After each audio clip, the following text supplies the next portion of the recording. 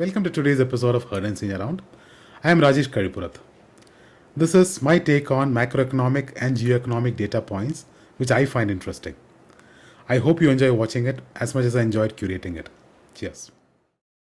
Kilometers are shorter than miles. Save gas, take your next trip in kilometers. Tourists don't know where they've been. Travelers don't know where they're going. Paul Theroux. The difference between theory and practice is that in theory, there is no difference. Everyone has a plan until they get punched in the mouth.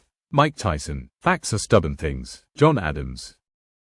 The biggest gold ETF has seen nearly $10 billion of outflows in a month. Sounds bearish? Not so fast. The US still accounts for 48.2% of global gold ETF assets, about $264 billion. So when leveraged investors sell, the headlines get loud. But here's a catch. Gold isn't disappearing. It's moving from ETF holders to central banks and physical buyers, especially across Asia. That's a classic ownership shift from fast money to patient money. If physical demand stays strong, these sharp ETF outflows often look more like a market reset than the start of a lasting decline. China and India have very different money problems. China's M2 money supply is around 240% of GDP, while India sits at near 25%, the lowest amongst major economies. China is dealing with a liquidity overhang, where too much money is chasing too few opportunities at home, prompting capital to look for the exit. India, on the other hand, still has plenty of room for financial deepening as credit, investment and formalization continues to expand. Sometimes less really is more. In India's case, a smaller money supply relative to the economy could mean a longer runway for sustainable growth and not a limitation. India is home to around 3.7 million NGOs, nearly 30% of all NGOs across G20 countries. That's an extraordinary number. While many play a vital role in education, healthcare and social welfare, the sheer scale also raises questions around oversight, funding and accountability. The debate is not new. A 2014 Intelligence Bureau report argued that the activities of some NGOs could potentially shave 2 to 3% of GDP growth by delaying infrastructure and industrial projects. Critics, however, have challenged both the methodology and conclusions of that report. The real challenge isn't the number of NGOs, it's ensuring the right balance between development, transparency and legitimate public interest. Everyone's debating government spending, but the biggest story is on the income side.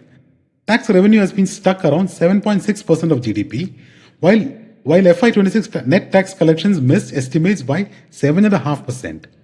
What's keeping overall revenues afloat?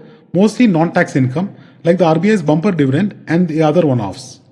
It's a bit like paying your monthly bills with a surprise bonus, not a sustainable strategy. Unless tax collections gather momentum, fiscal room could get tighter in the years ahead. As Benjamin Franklin said, in this world nothing is certain except debt and taxes. The question is how much tax actually shows up.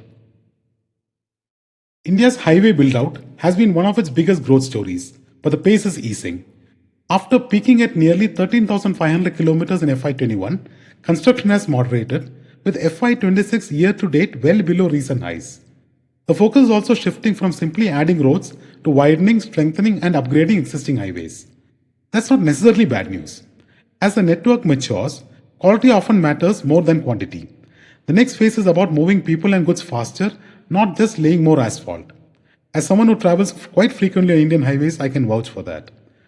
As Peter Drucker said, there is nothing so useless as doing efficiently that should not be done at all.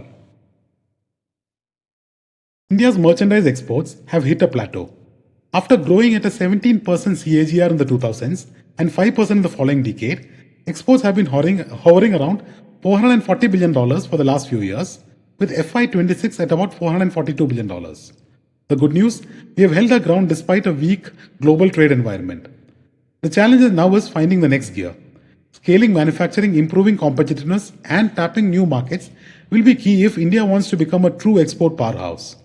As Lewis Carroll said, it takes all the running you can do to keep in the same place.